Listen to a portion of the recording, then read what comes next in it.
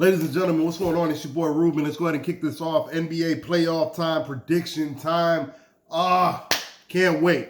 So, in short order, right, let's just go ahead and do East and West. Again, if you've never met me before, my name is Ruben. I run Another Level Sports YouTube channel. Please remember to go in, like, subscribe, and share. I don't want to waste too much of your time. Appreciate all the love, everybody, and support. Let's just dive right into it. All right. So looking at the East, East is kind of easy to predict in certain aspects in terms of so for instance, two series, Bucks versus Heat. Heat don't stand a chance in hell. Okay. So I got the Bucks. I would say the sweep, but out of respect for Jimmy, I'm going to give them 5. So Bucks in 5.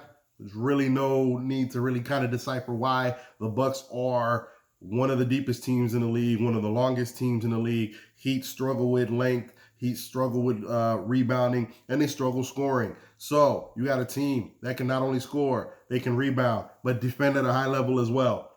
Bucks in 5. Celtics, Hawks.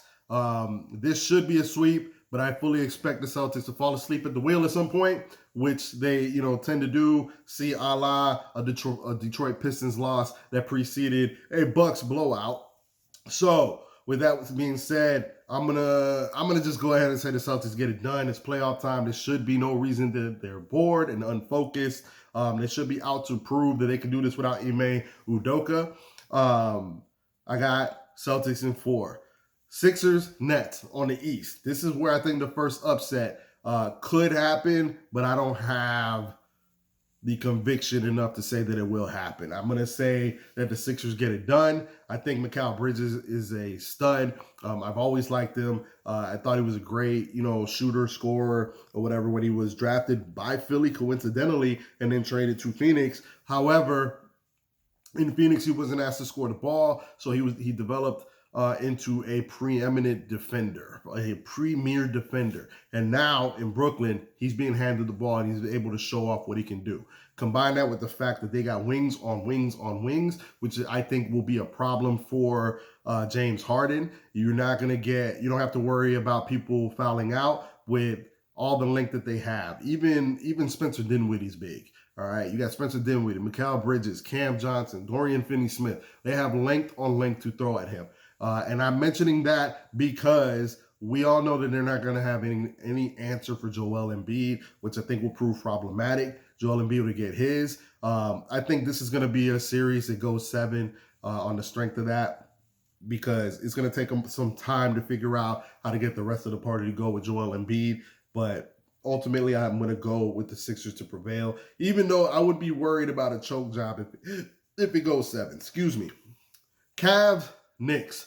Now, this is my series, and y'all know your boy's been a Knicks fan for quite some time, all my life. Just, that's it. But this series, we beat the Cavs, I think, with or without Julius Randle. Now, if we get a healthy Julius Randle, here's the tricky thing with this series, right? So, I think we can beat them without Julius Randle. I think we can beat them with a healthy Julius Randle. The thing that gives me pause is, what if I don't get 100% Julius Randle? Because I feel like we play a different brand of basketball when he's not in the game. I think we're deeper than the Cavs. I think our bench kills their bench. But and we have one of the most stubborn coaches in the NBA, and Julius Randle's his guy. If he sees Julius Randle struggling, is he going to sit him down? In my opinion, I would sit him down game 1, see how the team does without him. Because, again, I believe we can beat them without Julius Randle. But I don't want to minimize his value. In this series, if he's healthy, I think we can dominate the Cavaliers, if you want me to be completely honest with you. I think Jalen Brunson can cancel out a lot of what Donovan Mitchell does in terms of offensively. And I think we can defend them better, because most of their points come from Donovan Mitchell and Darius Garland anyway, right? We have the length to cover those guys. Immanuel Quickley is one of the best defensive guards in the league. In my opinion, the 6th man of the year. And he's just coming off the bench. We have RJ Barrett to cover those guys. We have Quentin Grimes to cover those guys. We have Josh Hart to cover those guys. Length and athleticism is not a problem. And then we have Mitchell Robinson that should help them not completely dominate us in the paint. Now, where Julius Randle comes in terms of value, if we have a healthy one, it's not with the scoring. All right, I think we're just fine if he doesn't score a single point. Where his value comes in, it's not even defensively; it's crashing the boards. Julius Randle doesn't get enough love for what he does with the way he can rebound the basketball. And then when we are talking offensively, his ability to pull Isaiah Mobley out of the paint is Evan Mobley, excuse me, out of the paint is going to be definitely beneficial and open things up for the way this team can do things. And if he does that, I think we would get our most optimum self. But I just wish I knew what kind of Julius Randle I was getting. I'm going to go with Knicks in 6 either way. All right. Now, that concludes basically what's going to happen in the first round of the East. All right. Then I got, let's go to the West, right? So West, I got Nuggets, Timberwolves. If the Timberwolves were healthy, I could make a case for an upset here. I think the Timberwolves can give them problems because they can control Nikola Jokic with the size tandem that they have with Rudy Gobert and Karl-Anthony Towns. The problem is the Timberwolves play a really dumb brand of basketball, and I thought they gave up some of their explosiveness offensively when they got rid of D'Lo, Malik Beasley, and some of the guys they let go of. They also don't have a Naz Reid and Jaden McDaniels going into the series. I'm going to go with Nuggets in 6 in this one. I just think they're the better team, the more well-coached team. They're the better team in terms of the Timberwolves just don't have a full squad right now. But that length, I think, can bother Jokic. And if you can bother Jokic, you can kind of shut the Nuggets down. Now, I think they'll figure it out. And, again, they're the better team, the more well-coached team. The next bracket down, 4 or 5, Suns, Clippers. It's going to be an interesting series. No Paul George. I think the Suns are the better team. I think the Clippers made a mistake in trading away Luke Kennard and Reggie Jackson.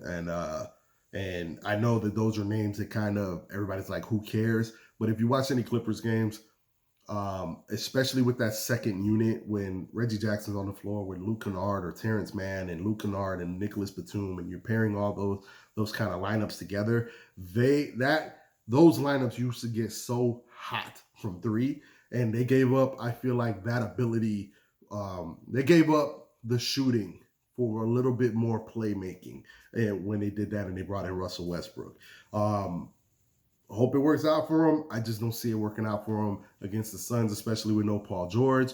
I see this one going 7 only because the Suns are still trying to figure things out themselves as well. But ultimately, KD, Devin Booker, too much for the Clippers to handle. I got the Suns in, let's go with 6. All right. Kings Warriors. This is one I can very well see an upset. Your experience wants to go Warriors, but the Kings are the better team here. They can score, and they can score at a historic pace. Their defense is lacking. Their experience is lacking. How much do you put into that? I mean, I've watched plenty of Warriors games, and it's hard to be like, hey, let's bet against the Warriors, okay? How many times have we done that before? I mean, I haven't, but you see people be like, this isn't it. This is it for the Warriors, right? I think the Kings can make this interesting. Where experience is going to come in is if this goes 7. And I think this is going to go 7. And I think experience leans with the Warriors in that scenario. And I'm going to go with the Warriors in 7. Grizzlies, Lakers. This series can literally go either way. Either way. I would have easily took the Grizzlies if Steven Adams and Brandon Clark were there.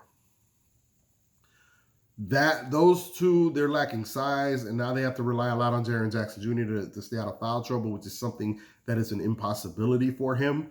And then when they go small, like, what do they do there? Lakers have the size. They can shoot now with the moves that they made by adding D'Lo and Malik Beasley. But do I trust those guys in the playoffs? I don't know. I'm going to go with LeBron here, unfortunately. I think I'm gonna go with LeBron in a hard fought series. Actually, I'm gonna go with Lakers in 7. All right, so I got Nuggets Suns right in the next round, and DeAndre Ayton can bother Nikola Jokic. I think in a not so pretty series, it's gonna go 7. I'm gonna go with the Suns. I'm gonna go with the Suns, and then that leaves the Lakers playing the Warriors. And then this is where I'm pausing because I'm thinking with with the league. I'm one of those weird guys that think that the league has like a make it easy button for LeBron, and so I want to pick the Warriors, but there's a part of me that's like, would the league try to steer a Lakers Suns conference finals? And that's kind of where it was giving me pause, because I don't think the Lakers can beat the Warriors, if you're asking me. So that means that leaves me the Warriors versus Suns, because the Suns will play the Nuggets, and I think the Suns will pull it out in another hard-fought series. So I got Suns, Lakers, KD, Devin Booker versus LeBron. Give me the Suns, and that one's easy for me. Give me the Suns to go to the finals. Then, so on the East side, in the next round, that leaves the Knicks versus the Bucks, which I'm gonna save that one for last because I want to talk a little bit about it. But then so that's the Knicks versus Bucks and Sixers versus Celtics. Celtics easy, in my opinion, over the Sixers. I hope the Sixers win because they kind of need it. But Celtics, too much firepower. They're built to beat the Sixers. They've dominated the Sixers for quite some time. So that leaves the Knicks versus the Bucks. And I want so bad Knicks fans to say the Knicks will go to the conference finals to meet the Celtics. And I'm trying to find every way that I can rationalize how can it happen. Hartenstein being that additional big, like to go with, Jericho Sims, that's the third big, or, I'm saying, in terms of centers, of course, because you're going to need a lot of bigs when you're playing Giannis. He's going to get all in foul trouble. But I can't make the case, guys. I think we can make it interesting. I think Jrue Holiday makes it tough. As much as I love Jalen Brunson, I think Jrue Holiday makes it really tough on Jalen Brunson, which leaves the ball, in my opinion, in the hands of Immanuel Quickley and Julius Randle. And I don't know if I trust Julius Randle. I think Julius Randle would actually have a good series, but their length, their ability to defend and get the easier buckets, then they can score easier than we can. We would have to work way too hard. I think we make it interesting. I think we earn our respect in this series, but I have to go with the Bucks over us. I'm gonna even go.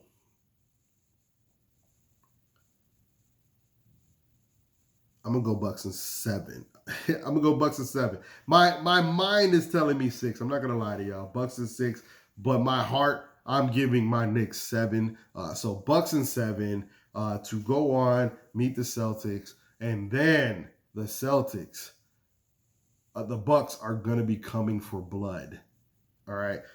The Celtics beat the Bucks last year. I don't believe they beat the Bucks last year without Chris Middleton. Well, Chris Middleton's back. And not only is he back, he's looking like the old Chris Middleton.